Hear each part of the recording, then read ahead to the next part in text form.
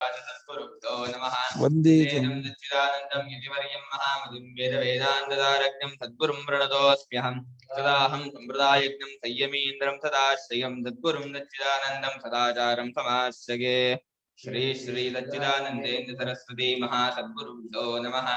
अधीः भगवो ब्रह्मा ब्रह्मोत्वा मेघो भवति मेघो भूत्वा प्रवर्षति ब्रह्मोत्वा मेघो भवति मेघो भूत्वा प्रवर्षति तैः व्रीह्यवाः ओषधिवनस्पतयः तैः व्रीह्यवाः औषधिवनस्पतयः तिलमाशा इति जायन्ते तिलमाशा इति जायन्ते अतो वै खलु दुर्निष्प्रपतरम् तो वै खलु दुर्निष्प्रपतरम् यो यो ह्यन्नमत्ये यो ह्यन्नमत्ति यो रेतस्सिञ्चते यो रेतस्सिञ्चति तद्भूय एव भवति तद्भूय एव भवति। अभ्रम्भूत्वा मेघो भवति मेघो भूत्वा प्रवर्षति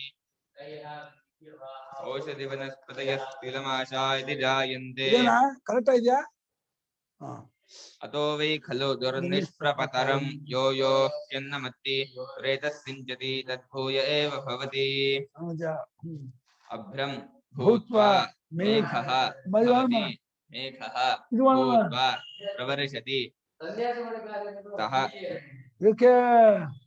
ते इह व्रीह्यवाः ओषधिवनस्पतयः तिलमाशाः इति जायन्ते अतः वै खलु दुर्निष्प्रपतरं यः यः हि अन्नमत्ति अन्नम् अत्ति यः रेतः सिञ्चति तत् भूयः एव भवति। ಅಭ್ರಂಭೂತ ಅಲ್ಲಿ ಬರ್ತಾರಲ್ಲ ಇಲ್ಲಿಂದ ದ್ವಿಲೋಕದಿಂದ ಬಂದು ಜನ್ಮ ಆಗ್ಬಿಡ್ತಾರೆ ಅಲ್ಲಿ ಮೋಡ ಹಾಕ್ತಾರೆ ಮೋಡ ಆಗ್ಬಿಟ್ಟು ಮೇಘ ಅಂದ್ರೆ ನೀರು ಸೂಸುವಂತಹ ಮೋಡ ಅಭ್ರ ಅಂದ್ರೆ ಸಾಮಾನ್ಯ ಮೋಡ ನೀರು ಸೂಸುವಂತ ಮೇಘ ಆಮೇಲೆ ಪ್ರವರ್ಷಣೆ ಮಳೆಯಾಗಿ ಬೀಳ್ತಾರೆ ಅಲ್ಲಿ ಬಿದ್ಮೇಲೆ ಇಲ್ಲಿ ತೇನ್ ಆ ಇಷ್ಟಾಧಿಕಾರಿಗಳು ಋಷಿಗಳು ಇಹ ಇಲ್ಲಿ ವ್ರೀಹಿ ವ್ರೀಹಿನ ಭತ್ತ ಯಾವಾಗಲೂ ಗೋಧಿ ಈ ಔಷಧಿ ಬೇರೆ ಬೇರೆ ಸೊಪ್ಪು ತರಕಾರಿ ಇರೋದು ತಿಲಮಾಶ ಎಳ್ಳು ಉದ್ದು ಇತಿ ಇರೋ ಪ್ರಕಾರ ಅರ್ಥ ಇದೇ ರೀತಿ ಏನೇನೇನೋ ಯಾವ ಧಾನ್ಯಂಬಗೂ ಆಗ್ಬೋದು ಅಲ್ಲಿ ಬಿಡ್ತಾರೆ ಇಲ್ಲಿಂದ ಮುಂದಕ್ಕೆ ಅಥವಾ ಇಲ್ಲಿಂದ ಮುಂದಕ್ಕೆ ಕಲು ಅಲ್ಲವೇ ದುರ್ನಿಷ್ಪ್ರಪಟ್ಟರಂ ಹೊರಗೆ ಬರೋ ತುಂಬಾ ಇನ್ನೊಂದು ಕಾರ ಬೇಕು ಅಲ್ಲಿ ಲೋಪ ಆಗಿದೆ ಅಲ್ಲಿಂದ ಅವರು ರೇತಭಾವ ಹೊಂದೋದು ತುಂಬಾ ಕಷ್ಟ ಹಸು ತಿಂದೋಗ್ಬಿಡುತ್ತೆ ಪಕ್ಷಿ ತಿಂದೋಗ್ಬಿಡುತ್ತೆ ಆಮೇಲೆ ಅದನ್ನ ಬರೋದೇ ಇಲ್ಲ ಅಲ್ಲೇ ಉದುರೋಗ್ಬಿಡುತ್ತೆ ಏನೇನು ದೂರಿನ ತಗಡೆ ಆಗ್ಬಿಡುತ್ತೆ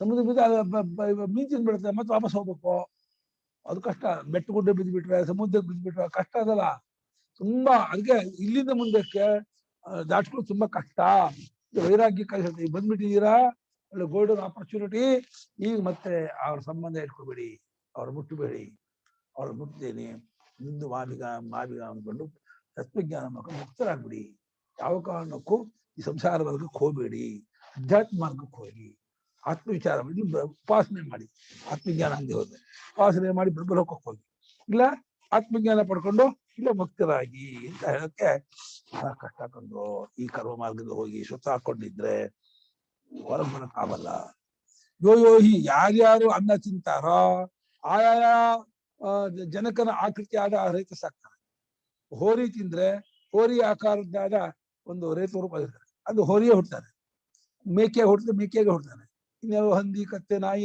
ಅದದೇ ಹುಡ್ತಾನೆ ಇಲ್ಲ ಇನ್ ಬೇರೆ ಬೇರೆ ಋಷಿ ಗಂಧರ್ವರು ಕಿನ್ನರ್ವರು ಯಾರ್ಯಾರು ಅಲ್ಲೆಲ್ಲ ಮೈಸೂರ ಸಂಬಂಧ ಇಲ್ಲ ಅಲ್ಲ ಬೇರೆ ರೀತಿ ಗಂಧರ್ವ ಕಿನ್ನರ ಆ ಜನ್ಮ ಬೇರೆ ರೀತಿ ಆಗುತ್ತೆ ಮೈಸೂರ ಸಂಬಂಧ ಬರೋ ಭೂಲೋಕ ಮಾತ್ರ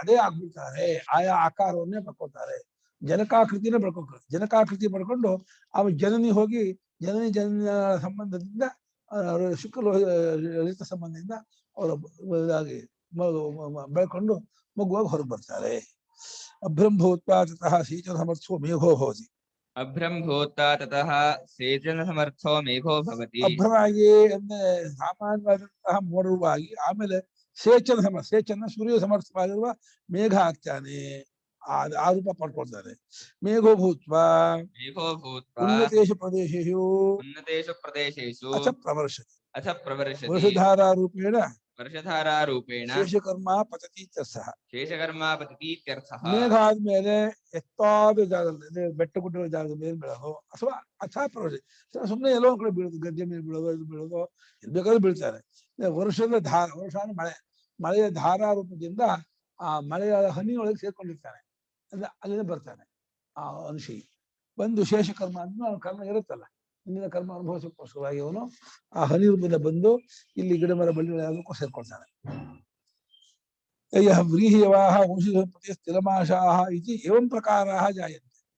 ಯಃ ವ್ರೀಹಯವಾಃ ಓಷಧಿವನಸ್ಪತಿ ಸ್ಥಿಲಮಾಶಾಃ ಇತಿ ಏವಂ ಪ್ರಕಾರಾಃ ಜಾಯಂತೆ. ಅವರು ಇಲ್ಲಿ ಈ ಭೂಲೋಕದಲ್ಲಿ ವ್ರೀಹಿ ಭತ್ತ, ಗೋಧಿ, ಔಷಧಿ ವನಸ್ಪತಿಗಳು, ಗಿಡ ಮರ ಬಳ್ಳಿ ಅವ್ರ ಕರ್ಮಾನುಸಾರವಾಗಿ ಅವರು ಗಿಡ ಮರ ಬಳ್ಳಿ ಹುಟ್ಟಬೇಕು ಅಂದ್ರೆ ಹಾಗೆ ಹುಟ್ಟುತ್ತಾರೆ. ಗಿಡ ಮರವಾಗಿ ಹುಟ್ಟಬೇಕಾಗಿಲ್ಲ, ಅದನ್ನ ಸಂಶ್ಲೇಷ ಹೊಂದ್ಕೊಂಡು ಮುಂದೆ ದಾಟಬೇಕು ಅಂತಂದ್ರೆ ಅವಾಗ ಅಲ್ಲಿಂದ ಹಣ್ಣಾಗಿಯೋ ಇನ್ನೊಂದಾಗಿಯೋ ಬಂದು ಮನುಷ್ಯರು ದಾಟ್ಕೊಂಡ್ಬಿಡ್ತಾರೆ. ಏವಂ ಪ್ರಕಾರ ಈ ಪ್ರಕಾರ ತಿಲಮಾಶ, ಎಳ್ಳು, ಉದ್ದು ಮುಂತಾದ ಎಷ್ಟು ಧಾನ್ಯ ಇದೆಯೋ ಆ ಧಾನ್ಯದಲ್ಲಿ ಯಾವುದೋ ಒಂದಕ್ಕೆ, ಎಷ್ಟು ತರಕಾರಿ ಇದೆಯೋ ಆ ತರಕಾರಿ, ಎಷ್ಟು ತರ ಹಣ್ಣು ಹಂಪಲಿದೆಯೋ ಹಣ್ಣು, ಎಷ್ಟು ತರ ಸೊಪ್ಪಿದೆಯೋ ಸೊಪ್ಪಿಗೆ, ಯಾವ ಬೇಕಾದ್ರೂ ಬರುವುದು. ಸೊಪ್ಪು ಬರೋದಕ್ಕೆ ಅನೇಕ ಮಾರ್ಗ ಇದೆ. ಅದು ಅವನ ಅದು ಇದು ಸೃಷ್ಟಿಕರ್ತನ ನಿಯಮ, ಯಾವ ರೀತಿ ಬರಬೇಕು ಅಂತ. ಆ ಸೃಷ್ಟಿಕರ್ತನ ನಿಯಮದಂತೆಯೇ ಅವರಲ್ಲೆಲ್ಲ ಸೇರ್ಕೊಂಡು ದಾಟ್ಕೊಂಡು ಬರ್ತಾರೆ.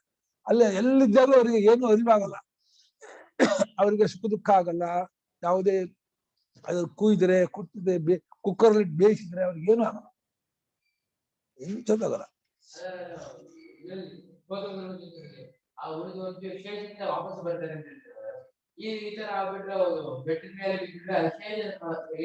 ಅಲ್ಲ, ಬೆಟ್ಟ ಮೇಲೆ ಹರ್ಕೊಂಡು ಬಂದು ಎಲ್ಲ ಇದಕ್ಕೆ ಸೇರ್ಕೊತಾರೆ. ಒಂದು ಗಿಡಕ್ಕೆ ಬೆಟ್ಟ ಬೆಂಬಿ ಅಲ್ಲೇ ಇರಲ್ಲಪ್ಪ. ಅಲ್ಲಿ ಹಸುವಾಗಿ ಹುಟ್ಟಬೇಕು ಅಂದ್ರೆ ಅಲ್ಲಿ ಹಸುವೆ ಮೇಯುತ್ತೆ. ಅದು ಜನ ಬಿಡೋದೇ ಇಲ್ಲ, ಅದು ಹಸು ಸಿಗೋದಿಲ್ಲ. ಅದು ಆ ಪುಣ್ಯಕರ್ಮ ವಿಶೇಷ ಏನ್ ಮಾಡುತ್ತೆ ಅಂದ್ರೆ ಅದು ತಕ್ಕಾಗಿ ಅದು ಆಯಾ ಯಾರು ಮನೇಲಿ ಹುಟ್ಟಬೇಕು ಅಲ್ಲೇ ಹೋಗ್ತದೆ. ಆ ಕರ್ಮ ಬೇರೆ ಪ್ರಾಣಿ ಸಿಗೋದಿಲ್ಲ. ಅದು ಆ ಸಿಸ್ಟಮೇ ಆಗಿದೆ. ಎಲ್ಲಿ ಹುಟ್ಟಬೇಕು ಅಂತ ತೀರ್ಮಾನ ಆಗಿರುತ್ತೋ ಆ ಸಿಸ್ಟಮ್ ತಕ್ಕಾಗಿ ಅಂಥ ಜಾಗದಲ್ಲಿ ಬೀಳಿಸುತ್ತೆ, ಅಂಥ ಜಾಗದಲ್ಲಿ ಬಿದ್ದು ಅವರೇ ತಿನ್ನು ಹಂಗಾಗಿ ಅವ್ರ ಮೇಲೆ ಹುಡ್ತಾರೆ. ಆ ಕರ್ಮಾನುಸಾರವಾಗಿ ಸಂಚಾರ ಆಗೋದು. ಅವನು ಇಷ್ಟ ಇಲ್ಲ, ಅವನಿಗೇನು ಗೊತ್ತಾಗೋದು ಇಲ್ಲ. ಕ್ಷೀಣಕರ್ಮಣ ಅನೇಕತ್ವಾದ್ ಬಹುವಚನ ನಿರ್ದೇಶ. ಜಾಯಂತೆ ಬಹುವಚನ ಯಾಕೆ ಹಾಕಿದ್ರೆ ಅಂದ್ರೆ ಕರ್ಮವನ್ನು ಶ್ರಮಿಸಿಕೊಂಡ ಅನುಶಯಿಗಳು ತುಂಬಾ ಜನ ಇದ್ದಾರೆ, ಒಬ್ಬನೇ ಅಲ್ಲ. ಇದೇ ತರ ಸಾವಿರಾರು ಲಕ್ಷಾಂತರ ಜನ ಕರ್ಮವನ್ನು ಮುಗಿಸ್ಕೊಂಡು ಬರ್ತಾ ಇರ್ತಾರೆ. ಅವ್ರು ತುಂಬಾ ಜನ ಇರುತ್ತಾರಾದ್ರಿಂದ ಬಹುಜನ ಪೂರ್ಣ ಮಾಡಿದ ಶ್ರುತಿ. ಮೇಘಾದಿಷು ಪೂರ್ವೇಶು ಏಕರೂಪತ್ವಾದ್ ಏಕವಚನ ನಿರ್ದೇಶಃ. ಅಲ್ಲಿ ಯಾಕೆ ಹಾಗಾದ್ರೆ ಏಕವಚನ ಪ್ರಯೋಗ ಮಾಡ್ತೋ ಅಂತ ಹೇಳಿದ್ರೆ, ಅಲ್ಲಿ ಮೇಘಾದಿ ಹಿಂದಿನ ಹಂತಗಳಲ್ಲಿ ಅವನು ಏಕರೂಪವಾಗಿ ಒಂದೇ ಪ್ರಕಾರವಾಗಿ ಬರ್ತಾರೆ ಅಂತ ಅದನ್ನ ಏಕವಚನ ನಿರ್ದೇಶ ಮಾಡಿದೆ. ಇಲ್ಲಿ ಅನೇಕ ಪ್ರಕಾರವಾಗ್ಬೋದು, ಒಬ್ಬರು ಗೋಧಿ ಆಗ್ಬೋದು, ಕಡ್ಲೆ ಆಗ್ಬೋದು, ಹೆಸರು, ಭತ್ತ, ರಾಗಿ, ಏನೆಲ್ಲ ಆಗ್ಬೋದು. ಇಲ್ಲಿ ಅನೇಕ ಪ್ರಕಾರ. ಅಲ್ಲಿ ಎಲ್ಲ ಮೇಘ ಒಂದೇ, ಅಭ್ರ ಒಂದೇ, ಪರ್ಜನ್ಯಾಗ್ನಿ ಒಂದೇ, ಅಲ್ಲ ಏಕವಚನ ಪ್ರಯೋಗ ಇದೆ. ಯಸ್ಮಾ ಗಿರಿ ತಟ ದುರ್ಗ ನದಿ ಸಮುದ್ರ ಅರಣ್ಯ ಮರು ದೇಶಾದಿ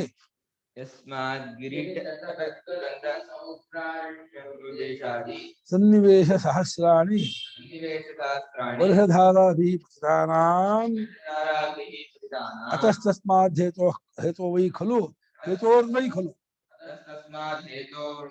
ದುರ್ನಿಷ್ಪ್ರಪತರಂ ದುರ್ನಿಷ್ಕ್ರಮಣಂ ದುರ್ನಿಸ್ಸರಣಂ.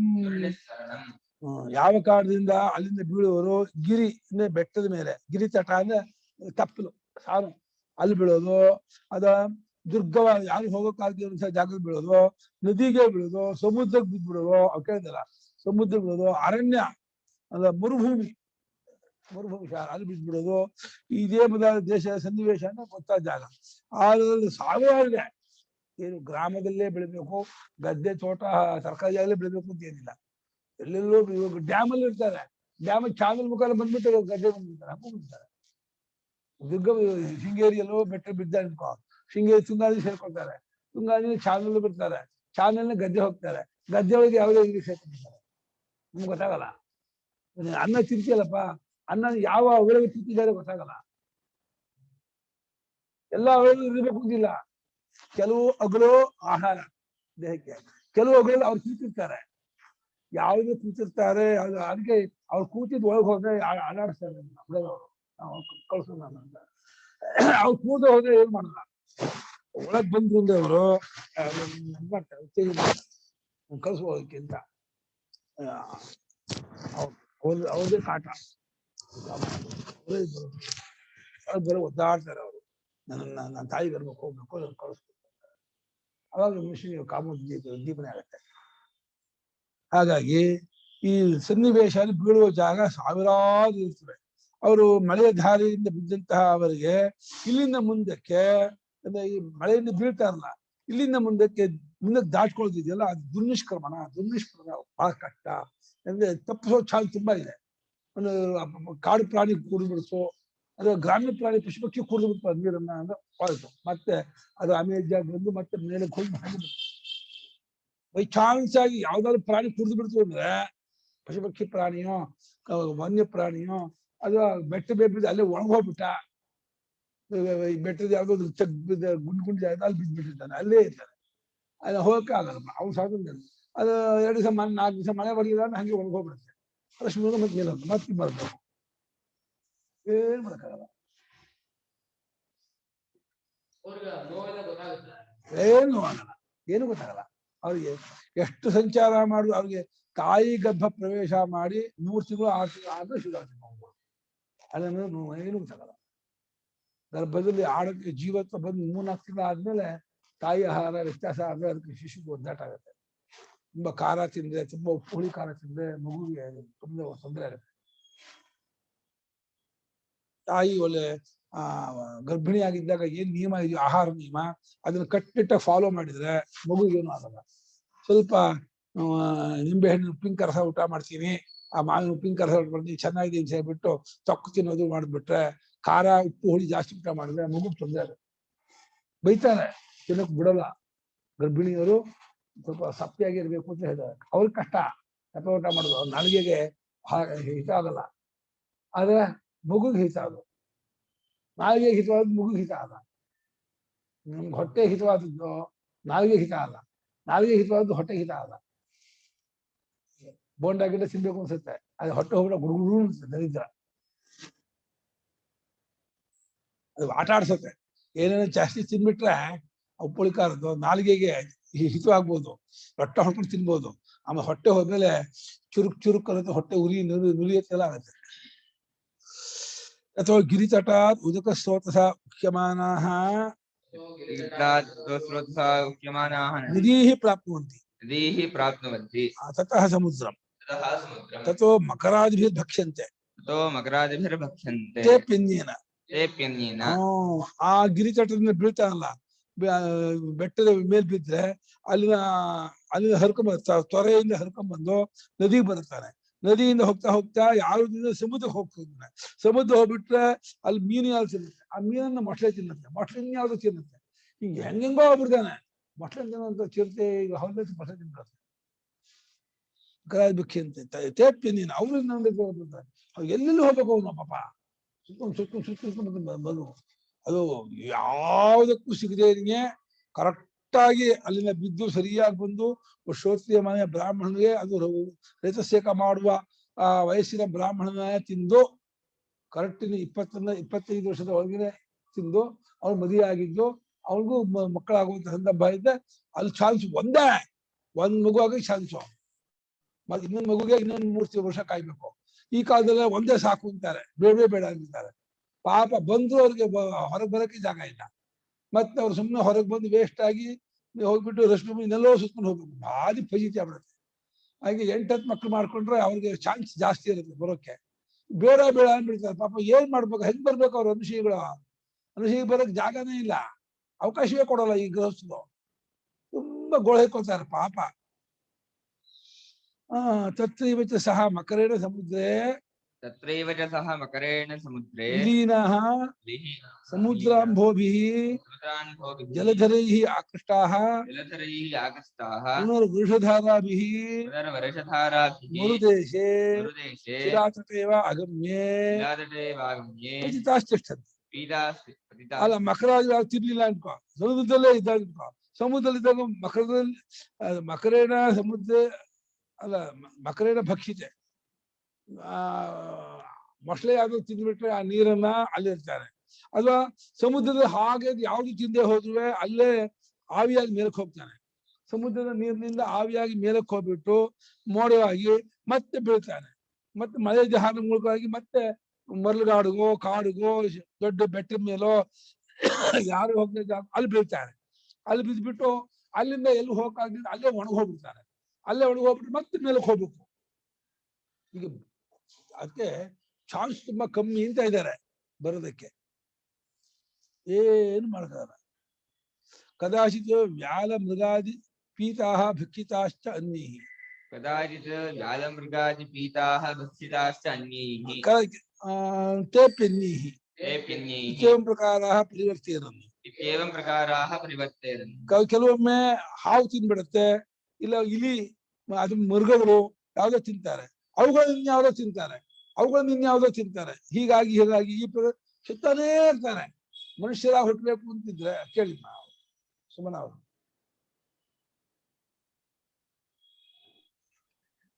ಅಲ್ಲ ಗುರುಗಳೇ, ಇಷ್ಟೊಂದು ಪ್ರೋಸೆಸ್ ಇರುವಾಗ ಲೈಫ್ ಸೈಕಲ್ ಅಲ್ಲಿ ಈಗ ಹೋದವರು ವರ್ಷದೊಳಗೆ ಅದೋ ಮಗು ಬಂತು ಅಂದ್ರೆ ಅವರೇ ಬಂದ್ರು ಅಂತ ಹೇಳ್ತಾರಲ್ಲ, ಅದ್ ನಿಜಾನ? ಆಗಲ್ಲ, ಇಷ್ಟೊಂದು ಇದೆಯಲ್ಲ ಪ್ರೋಸೆಸ್ ಇದೆ. ಅಲ್ಲ ನಂಬಿಕೆ ಇದೆ, ಹಾಗೆ ಕಣ್ಣು ಕಾಣಲ್ಲ, ಅದೇ ತಕ್ಕ ಸಿಗಲ್ಲ. ಒಂದು ಮನ ಸಮಾಧಾನ ಅಷ್ಟು ಬಿಟ್ರೆ ಅದು ರಿಯಾಲಿಟಿ. ನಮ್ ಶ್ರದ್ಧೆ ಭಾವನೆ ನಾವು ಅನ್ಕೋತೀವಿ ಹೊರತು ಅವರೇ ಬರ್ತಾರೆ ಇದು ಖಂಡಿತ ಸುಳ್ಳು. ಯಾರಿಗೂ ಪ್ರೂವ್ ಮಾಡಕ್ಕಾಗಲ್ಲ. ಇಷ್ಟೊಂದು ಪ್ರೋಸೆಸ್ ಇಷ್ಟೊಂದು ಇರುವಾಗ ಅದೇ ಮಿಸ್ ಆಗ್ಬೋದು, ಚಾನ್ಸ್ ಇಲ್ವಲ್ಲ ಅದ್ರಿಂದ. ಹೌದು, ಅವರೇ ಬರ್ತಾರೆ, ಗ್ಯಾರಂಟಿ ಏನು ಹೇಳಕ್ಕಾಗಲ್ಲ. ಬರ್ಬೋದು, ಬರ್ದೇ ಇರ್ಬೋದು, ಏನ್ ಬೇಕಾದ್ರೂ ಆಗ್ಬೋದು. ಹೌದೌದು, ಅದೇ ಈ ಸೈಕಲ್ ಮಾತ್ರ ಯಾರಿಗೂ ಸಿಗೋಲ್ಲ, ಅದು ಗೊತ್ತಾಗೋದೇ ಇಲ್ಲ. ಕರೆಕ್ಟ್. ಎಲ್ಲ ಸುಮ್ಮನೆ ಹೆಮ್ಮೆಗೆ ಹೇಳ್ಕೋಬೇಕು, ಅಭಿಮಾನಕ್ಕೆ ಹೇಳ್ಕೋಬೇಕೆ ಹೊರತು ಅಷ್ಟೇ ಹೆಮ್ಮೆ ಅದೇ ಆಗ್ತಾರೆ ಏನು ಎವಿಡೆನ್ಸ್ ಇಲ್ಲ ಅದಕ್ಕೆ, ಎಲ್ಲ ಸುಳ್ಳು. ಈ ರೀತಿ ಪ್ರಕಾರವಾಗಿ ಸುತ್ತಾ ಎಲ್ಲೆಲ್ಲೋ ಹೋಗ್ತಾರೆ. ಏನೋ ನಮ್ಮ ತಂದೆ ಎಲ್ಲಿ ಹೋಗಿದಾರೋ, ನಮ್ಮ ತಾಯಿ ಎಲ್ಲಿ ಹೋಗಿದಾರೋ, ಯಾರು ಕಂಡಿದ್ದಾರೆ ಏನ್ ಗೊತ್ತಾಗುತ್ತೆ. ಇಲ್ಲ ಹೋದ್ಮೇಲೆ ಎಲ್ಲಿ ಹೋದ್ರು ಏನು ಗೊತ್ತಿಲ್ಲ, ಎಲ್ಲೆಲ್ಲಿ ಸುತ್ತಾ ಇರ್ತಾರೋ, ಎಲ್ಲೆಲ್ಲಿ ಹೋಗ್ತಾರೋ. ಎಂಥದನ್ನು ನಾವು ಹೋದವ್ರಿಗೆ ಅಡ್ರೆಸ್ಸೇ ಇಲ್ಲ. ಬರೋರು ಏನು ಬಂದು ಫ್ರಮ್ ಅಡ್ರೆಸ್ ಗೊತ್ತಾಗಲ್ಲ, ಟು ಅಡ್ರೆಸ್ ಗೊತ್ತಾಗಲ್ಲ, ಎಲ್ಲಿ ಹೋಗ್ತಾ ಇರ್ತದೆ ಗೊತ್ತಾಗಲ್ಲ, ಎಲ್ಲಿ ಬರ್ತಾರೆ ಗೊತ್ತಾಗಲ್ಲ. ಅದೆಲ್ಲ ಮಾಡ್ತಾರಲ್ಲ ಗುರುಗಳೇ, ಆ ಪೂಜೆ ಎಲ್ಲ, ಶ್ರಾದ್ದ ಅವೆಲ್ಲನೂ ಅದು ಅವ್ರದ್ದು ಕನೆಕ್ಟ್ ಆಗಕ್ಕೆ ಅಂತ ಅಲ್ವಾ? ಸೊ ಅಲ್ಲ, ಅದು ಎರಡು ಉದ್ದೇಶ. ಶ್ರಾದ್ದಾದಿ ಮಾಡೋದು ಅವರ ಆಶೀರ್ವಾದ ನಮ್ಗೆ ಬೇಕು ಅನ್ನೋಕ್ಕೆ ಹೊರತು ಅವ್ರಿಗೇನೋ ಗತಿ ಕೊಡ್ಸೋಕಲ್ಲ. ಅವರ ಗತಿ ಅವರ ಕರ್ಮಾನುಸಾರ ಆಗೇ ಆಗುತ್ತೆ. ನಮಗೆ ಅವರ ಆಶೀರ್ವಾದ ಬೇಕು. ಅವರ ಮೂಲಕವಾಗಿ ನಾವು ಪಿತೃ ದೇವತೆಗಳನ್ನ ನಾವು ಪೂಜಿಸ್ತೀವಿ.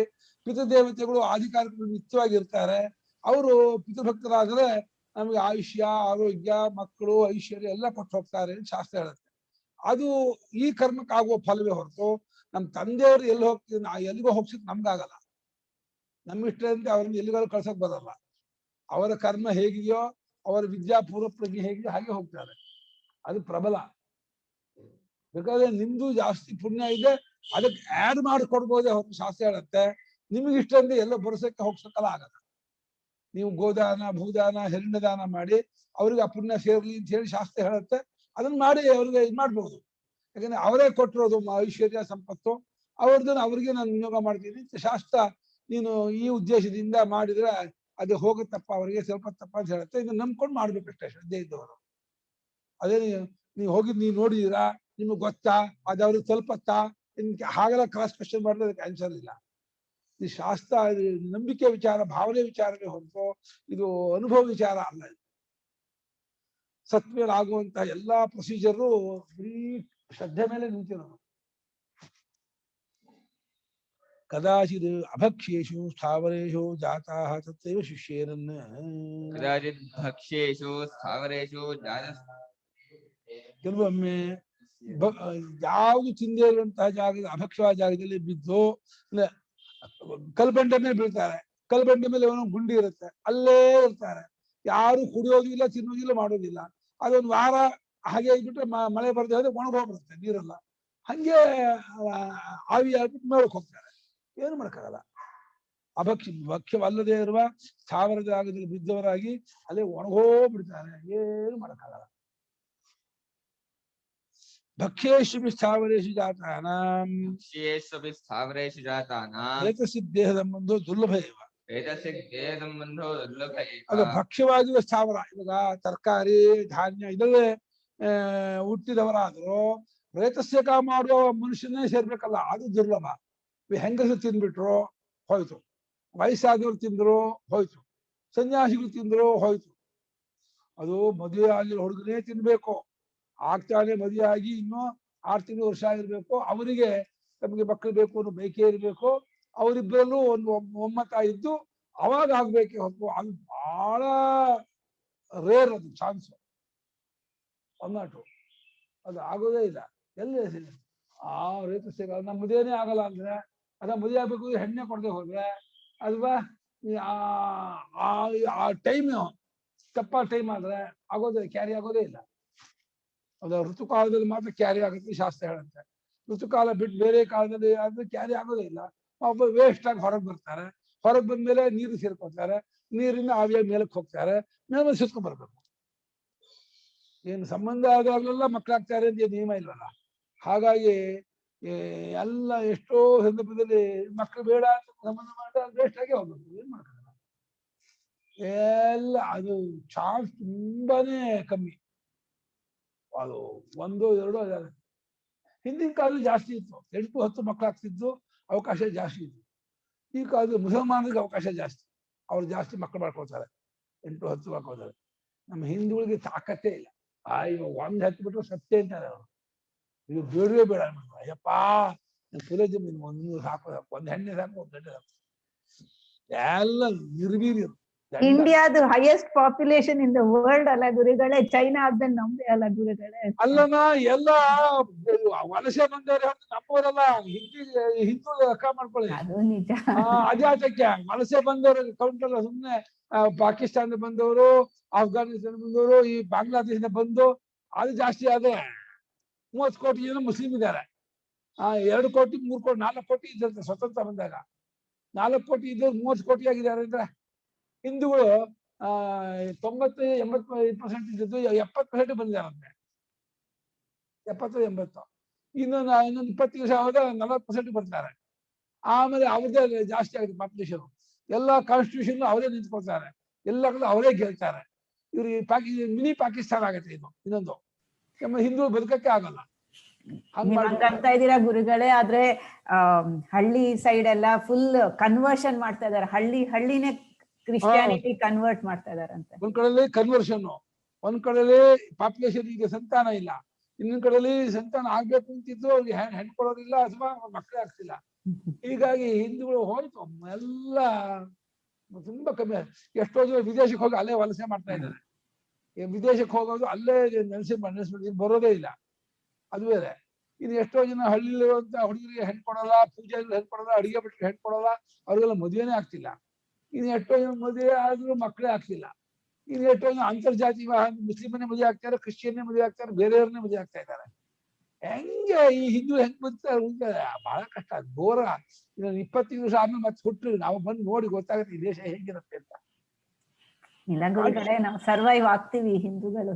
ಇಮೇಜ್ ಆಗಲ್ಲ, ಇಮೇಜ್ ಮಾಡ್ಕೋಕ್ಕಾಗಲ್ಲ. ತಮಾಷೆ ಅಲ್ಲಮ್ಮ, ತುಂಬಾ ಭಯಂಕರ ಇದು. ಮುಸ್ಲಿಂ ಏನಾದ್ರು 50 ಕ್ರಾಸ್ ಆಯ್ತು ಅಂತ % ನಮ್ಮ ದೇಶದಲ್ಲಿ, ಹಿಂದೂ ಕಥೆ ಮುಗೀತು. ಹಿಂದೂಳಿಗೆ ಏನ್ ಮಾಡಿದ್ರು ಬದುಕಕ್ ಬಿಡಲ್ಲ. ಇಲ್ಲ ಕನ್ವರ್ಟ್ ಆಗ್ಬೇಕು, ಇಲ್ಲ ಸಾಯ್ಬೇಕು, 2 ಆಪ್ಷನ್. 3ನೇ ಆಪ್ಷನ್ ಕೊಡೋದೇ ಇಲ್ಲ ಅವರು.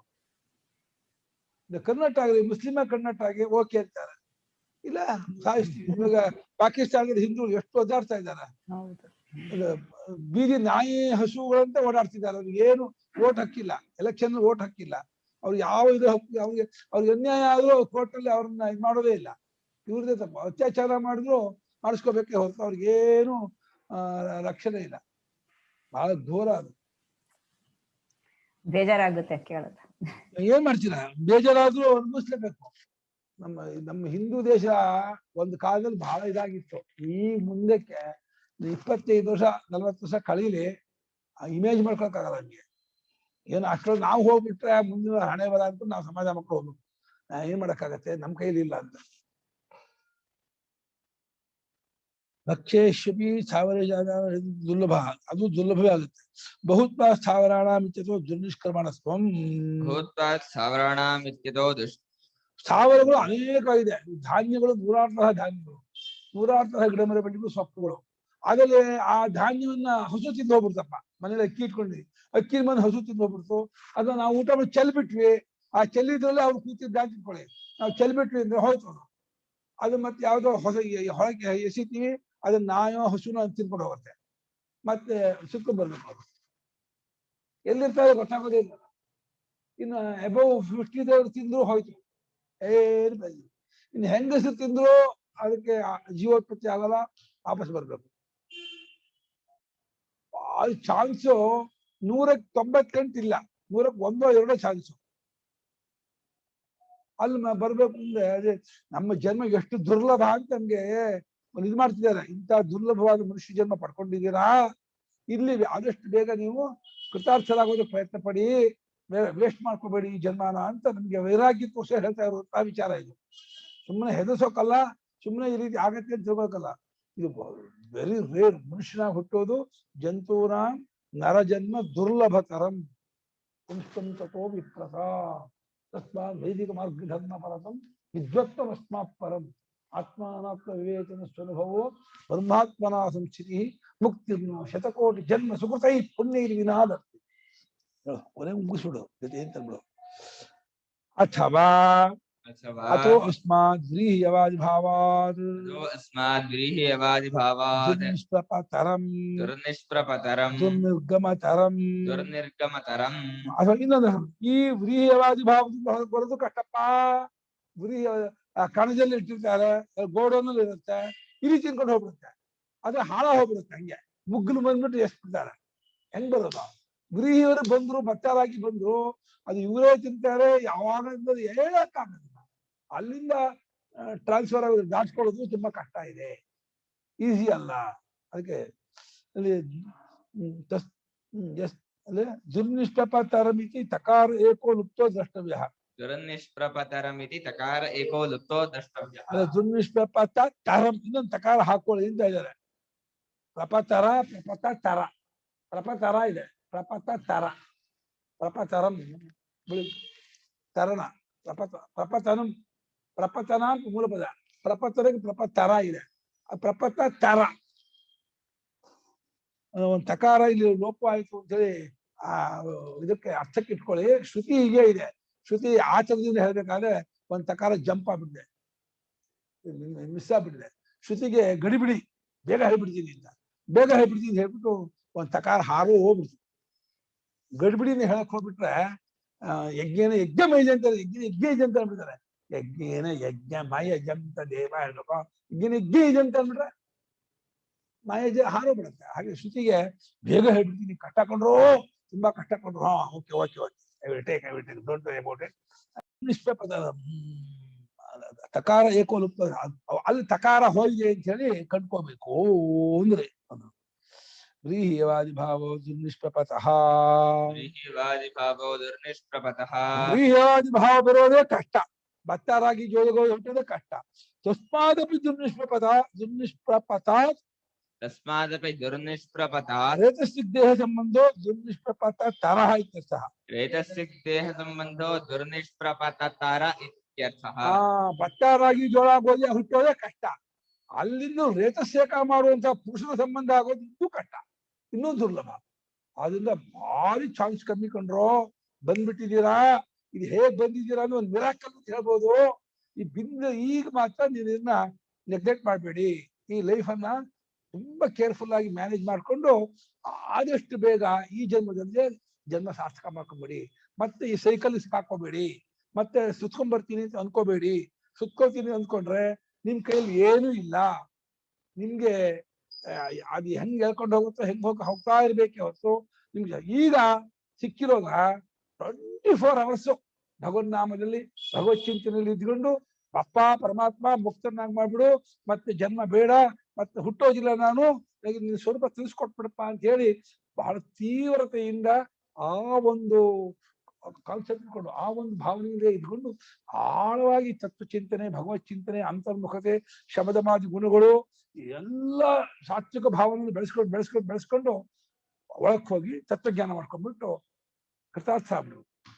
ಕೃತಾರ್ಥರಾಗ್ಬಿಟ್ರೆ ಯು ಆರ್ ಗೆಟ್ ಆನ್, ನಿಮ್ಗಿನ್ನು ಯೋಚನೆ ಇಲ್ಲ. ಇಲ್ಲದೆ ಹೋದ್ರೆ ಮಹತೀ ವಿನಷ್ಟಿ ಯಚೇದವೇದಿ ಅಥ ಸತ್ಯಮಸ್ತಿ ನಚೇದಿಹಾವೇದಿ ಮಹತೀ ವಿನಷ್ಟಿ. ತುಂಬಲಾರ್ದ ನಷ್ಟ, ಅನ್ಕೌಂಟಬಲ್ ಲಾಸ್.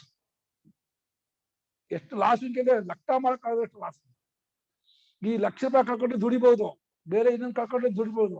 ಲೈಫೇ ಹೋಯ್ತು ಅಂದ್ರೆ ಏನು ಮಾಡಕ್ಕಾಗಲ್ಲ. ಆದ್ರಿಂದ ಇದು ಒಂದು ಗೋಲ್ಡನ್ ಆಪರ್ಚುನಿಟಿ, ಸುವರ್ಣ ಅವಕಾಶ. ಈ ಅವಕಾಶವನ್ನು ಮಿಸ್ ಮಾಡ್ಕೋಬಾರ್ದು, ಇದನ್ನ ಯುಟಿಲೈಸ್ ಮಾಡ್ಕೋಬೇಕು.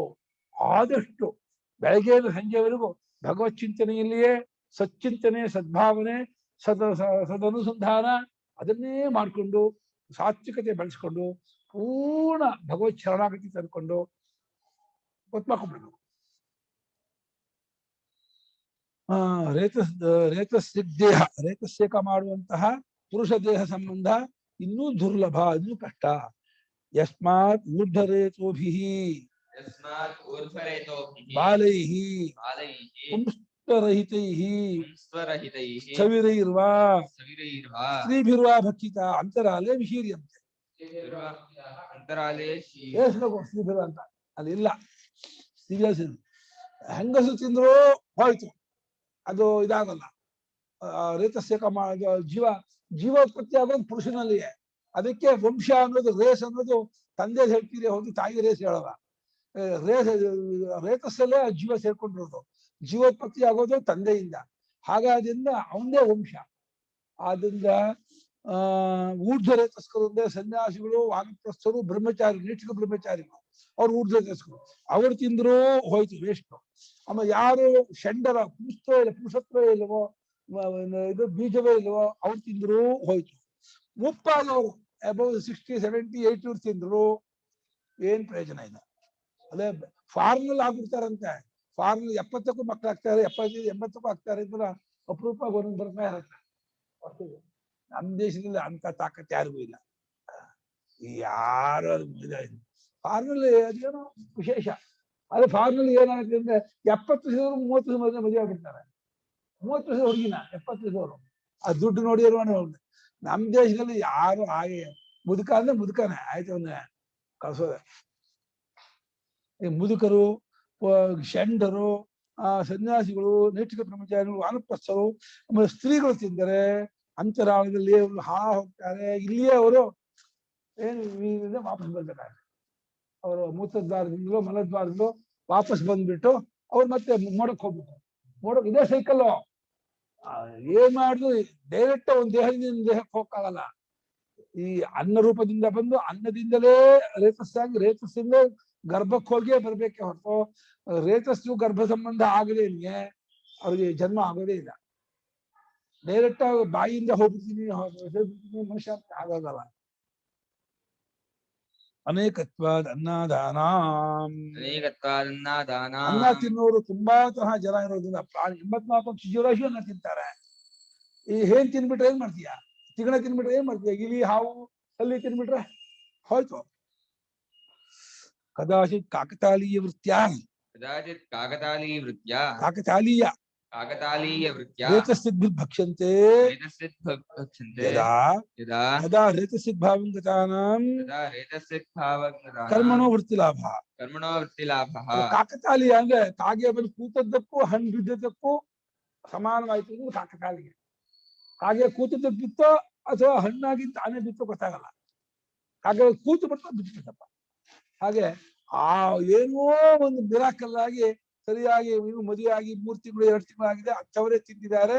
ಅಂಥವರೇ ತಿಂದ್ಬಿಟ್ಟು ಅವರಲ್ಲೇ ಹೋಗ್ಬಿಟ್ಟು ಅಲ್ಲೇ ಕಾಯ್ತಾ ಕೂತ್ಕೊಂಡಿದ್ದು ಆ ತಾಯಿ ಗರ್ಭಕ್ಕೆ ಪ್ರವೇಶ ಮಾಡಿ ಬರೋದು ಅನ್ನೋದು ಚಾನ್ಸ್ ಭಾರಿ ಕಮ್ಮಿ, ಬಹಳ ಅಪರೂಪ. ಅದು ರೇತಸ್ಸೇಕರಣ ಮಾಡುವುದನ್ನು ತಿನ್ನಲ್ಪಟ್ಟವರಾಗಿ ಆ ರೇತಭಾವವನ್ನು ಹೊಂದಿ ಅಲ್ಲಿಂದ ಅವ್ರು ಮಾಡಿರೋ ಕರ್ಮ ಇದೆಯಲ್ಲ, ಹುಟ್ಟುವಂತಹ ಶಿಶುವಿನ ಕರ್ಮ ಇದೆಯಲ್ಲ, ಅದು ಕರ್ಮಕ್ಕೆ ವೃತ್ತಿ ಲಾಭ ಅಂದ್ರೆ ಅದು ಆಕ್ಟಿವೇಟ್ ಆಗುತ್ತೆ. ಅದು ಆಕ್ಟಿವೇಟ್ ಆಗ್ಬಿಟ್ಟು ತಾಯಿ ಗರ್ಭಕ್ಕೆ ಹೋಗ್ಬಿಟ್ಟು ಅಲ್ಲಿ ಬೆಳೆಯುತ್ತೆ.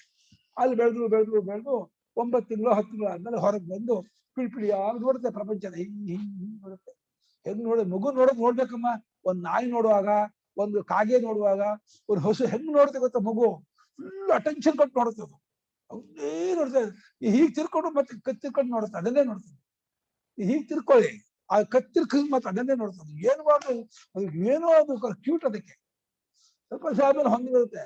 ಒಬ್ಬ ಹೊಸ ವ್ಯಕ್ತಿ ಆದ್ರೆ ಬಹಳ ಇದಾಗಿರುತ್ತೆ. ಮಗು ನೋಡೋದ್ ಮಾತ್ರ ಬಹಳ ಇದಾಗಿ ನೋಡುತ್ತಮ್ಮ. ಅಷ್ಟು ಕಥಂ ಹೇಗೆ ಅಂದ್ರೆ ಯೋ ಹಿ ಅನ್ನಮತ್ತಿ ಅನುಶೈಭಿ ಸಂಶ್ಲಿಷ್ಟಂ ರೇತಸ್ಸಿಕ್ ಯಶ್ಚ ರೇತಸ್ಸಿಂಚತಿ ಋತುಕಾಲೇ ಯೋಷಿತಿ ತದ್ಭೂಯ ಏವ ತದಾಕೃತಿರೇವ ಭವತಿ. ಯಾರ್ಯಾರು ಅನ್ನ ತಿಂತಾರ, ಮನುಷ್ಯ ತಿಂದ್ರೆ ಮನುಷ್ಯಾಕಾರ, ಪಶು ಪಕ್ಷಿ ಪ್ರಾಣಿ ತಿಂದ್ರೆ ಆಯಾ ಆಕಾರ. ಆ ಅನುಶಯಿಗಳು ಯಾರ್ಯಾರನ್ನು ತಿನ್ನಲ್ಪಟ್ಟವರಾಗ್ತಾರೋ ಆ ಅನ್ನದಲ್ಲಿ ಸೇರ್ಕೊಂಡಂತಹ ಆ ಅನುಶಯಿ ಆ ರೇತಸೇಕ ಮಾಡುವಂತಂದ್ರೆ ಆ ರೇತಸನ್ನು ಯಾವ ತನ್ನ ಪತ್ನಿಯಲ್ಲಿ ಪುರುಷ ಮಾಡಿದ್ರೆ, ಪಶು ತನ್ನ ಹೋರಿ ಹಸುವಿನಲ್ಲಿ, ಆಯಾ ಪ್ರಾಣಿ ಆಯಾ ಸ್ತ್ರೀ ಜಾತಿಯಲ್ಲಿ ಸಿದ್ಧ ಮಾಡಿದ್ರೆ.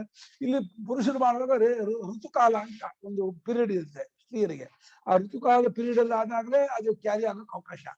ಬೇರೆ ಇದಿಲ್ಲ ಅಂದ್ರೆ ಅವ್ರು ಹೇಳ್ತಾರೆ 24-25 ದಿವಸ ನಂತರ ಆಗ್ಬಿಟ್ರೆ ಚಾನ್ಸ್ ಕಮ್ಮಿ ಆಗತ್ತೆ, ಅವ್ರಿಗೆ ಗರ್ಭಧಾರಣೆ ಆಗೋದಿಲ್ಲ, ಅದು ವೇಸ್ಟ್ ಆಗಿ ಹೋಗ್ಬಿಡುತ್ತೆ. ಅದಕ್ಕೆ ಹೊರಗಾಗಿ ಅವ್ರು ಇದಾಗ್ಬಿಟ್ಟು 16 ದಿವಸ 18 ದಿವಸ ಅಂತ ಅದರಲ್ಲಿ ಸಮ ದಿವಸ ಆದ್ರೆ ಗಂಡು ಮಕ್ಕಳು ಹುಟ್ಟುತ್ತಾರೆ, ವಿಷಮ ದಿವಸ ಆದ್ರೆ ಸ್ತ್ರೀಯರು ಹುಟ್ಟುತ್ತಾರೆ. ಈ ರೀತಿಯೆಲ್ಲ ಆಪಸ್ತಂಬರ್ ಹೇಳ್ತಾರೆ. ಅದು ಇದಾಗಿ ಬಿಟ್ಟು ಆ ಹೊರಗಾಗಿ ಅವರು 12, 14, 16 ಪ್ರಶಸ್ತ ಕಾಲ ಅಂತ, 13, 15, 17 ಅನ್ನೋದು ಸ್ತ್ರೀ ಜನ್ಮಕ್ಕೆ ಕಾರಣವಾದ ಕಾಲ ಅಂತ. ಯಾರಿಗೂ ಅವ್ರು ಹೌದಾನ್ಬೇಕೇ ಹೊರತು ಇದನ್ನ ಏನ್ ಮಾಡಿದ್ರು ವೆರಿಫೈ ಮಾಡಕ್ಕಾಗಲ್ಲ. ಅವ್ರು ಹೇಳಿದ್ಮೇಲೆ ಅವ್ರು ದೊಡ್ಡವರು ತಿಳಿದವರು ಅವ್ರು ಗೊತ್ತಿರ್ಬೋದು, ಅವ್ರು ಹೇಳಿದಾರೆ. ತಾಸು ಯುಗ್ಮಾಸು ಪ್ರವಿಶೇತ್ ಪುತ್ರಾರ್ಥಿ ವಾಕ್ಯ ಇದೆ. ಯುಗ್ಮಾಸು ದಿನಾಸು ಅಂದ್ರೆ ಈವನ್ 6 ನಂಬರು 7 ನಂಬರು ಇದೆಯಲ್ಲ, ಅವ್ರು ಯಾವತ್ತು ಅವರು ಇದಾಗಿರ್ತಾರೋ, ಋತುವಾಗಿರ್ತಾರೋ, ಹೊರಗಾಗಿರ್ತಾರೋ ಅಲ್ಲಿಂದ ಲೆಕ್ಕ. ಅಲ್ಲಿಂದ 12ನೇ ದಿವಸ ಅದು 11ನೇ ದಿವಸ ಪುರುಷರು ಹುಡ್ತಾನಂತೆ. 11ನೇ ದಿವಸ ಸಂಬಂಧ ಆದರೆ ಆ ವೇಶ್ಯ ಹುಡ್ತಾನೆ. ಹುಡುಗಿ ಆದ್ರೆ ವೇಶ್ಯ ಆಗ್ತಾನೆ, ಹುಡುಗನಾದ್ರೆ ಬಿಟ ಆಗ್ತಾನೆ, ಅವನು ಸೂಳೆ ಆಗ್ತಾನೆ ಅಂತ ಹೇಳ್ತಾರೆ. 12ನೇ ದಿವಸ ಒಳ್ಳೆ ವೀರ. 16ನೇ ದಿವಸ ಬಹಳ ಪ್ರಶಸ್ತ. 14, 16, 18, 13, 15, 17, 19 ಎಲ್ಲ ಸ್ತ್ರೀಗೆ ಅವಕಾಶ ಇರುವಂತಾಗ. ಅದ್ರಲ್ಲಿ ಪಂಡಿತ ಆದ ಮಕ್ಕ ಆಗ್ಬೇಕಾದ್ರೆ ಹೇಗ್ ಮಾಡ್ಬೇಕು, ಅದು ಪಂಡಿತ ಆದ ಹುಡುಗಿ ಆಗ್ಬೇಕಾದ್ರೆ ಏನ್ ಮಾಡ್ಬೇಕು, ಅದಕ್ಕೆಲ್ಲ ದೊಡ್ಡ ಆ ಗರ್ಭಾಧಾನ ಪ್ರಕರಣ ಅಂದ್ರೆ ದೊಡ್ಡ ಪ್ರಕರಣ. ಜ್ಯೋತಿಷಾಸ್ತ್ರದ ದೊಡ್ಡ ಪ್ರಕರಣ, ಇದ್ರೂ ಪ್ರಕರಣ.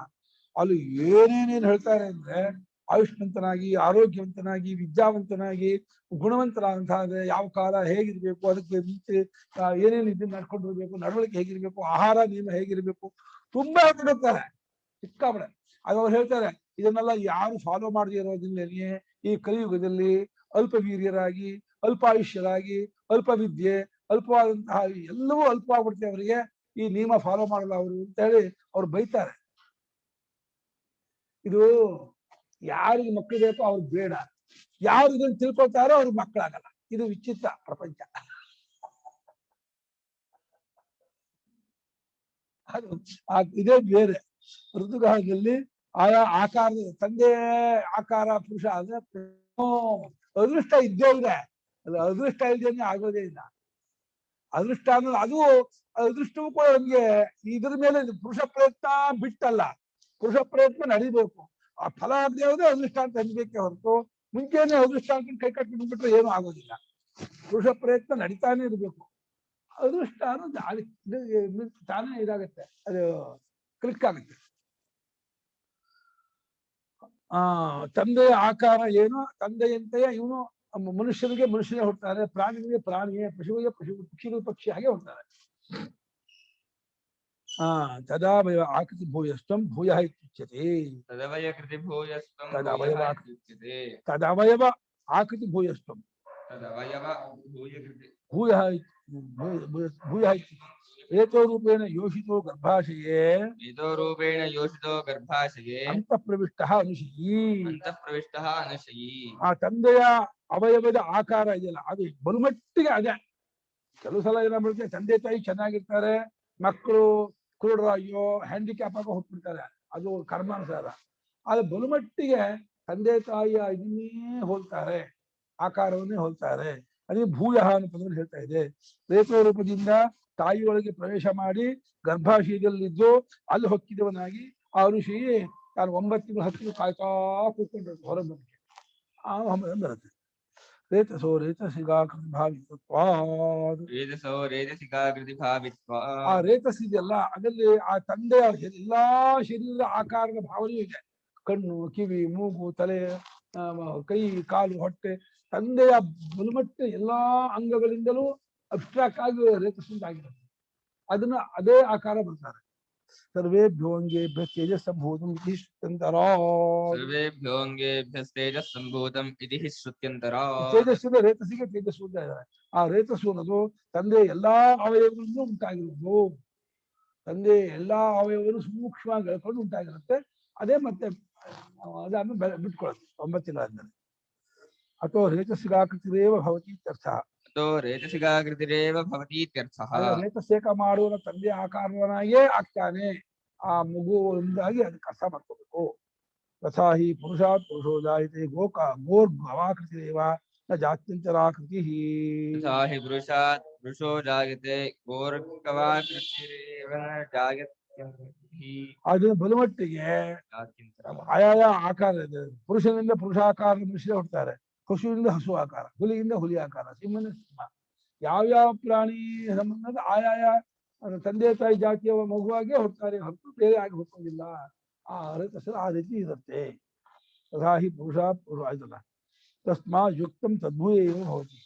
ತಸ್ಮಾತ್ ಯುಕ್ತಂ ತದ್ಭೂಯ ಏವ ಭವತಿ. ಆದ್ರಿಂದ ಇದು ಯುಕ್ತವಾಗಿದೆ. ಅದೇ ಆದಿವರಾಗಿ ಬಲಮಟ್ಟಿಗೆ ತಂದೆಯ ಆಕಾರವನ್ನು ಹೊಂದಿದವನಾಗಿಯೇ ಅವನು ಹುಡ್ತಾನೆ ಎಂಬುದಾಗಿ ಹೇಳಿ ಸರಿಯಾಗಿದೆ. ಔಟ್ ಬಿಟ್ಟು ಅವನು ಕರ್ಮವನ್ನು ಮಾಡ್ಕೊಂಡಿರ್ತಾನೆ. ಸಾಕನಪ್ಪ, 1 ನಿಮಿಷ ಇದೆ, ನಾಳೆ ಮಾಡಿ. ಆಪ್ಯಾಯಂತು ಮಮಾಂಗಾನಿ ವಾಕ್ಪ್ರಾಣಶ್ಚಕ್ಷುಶ್ರೋತ್ರಮಥೋ ಬಲಮಿಂದ್ರಿಯಾಣಿ ಚ ಸರ್ವಾಣಿ ಸರ್ವಂ ಬ್ರಹ್ಮೋಪನಿಷದಂ ಮಾಹಂ ನಿರಾಕರಣಮಸ್ತು ನಿರಾಕರಣಂ ಮೇಸ್ತು. ನಿರತೇಯೋಪನಿಷತ್ಸು ಧರ್ಮಾಃ ತೇ ಮಯಿ ಸಂತು.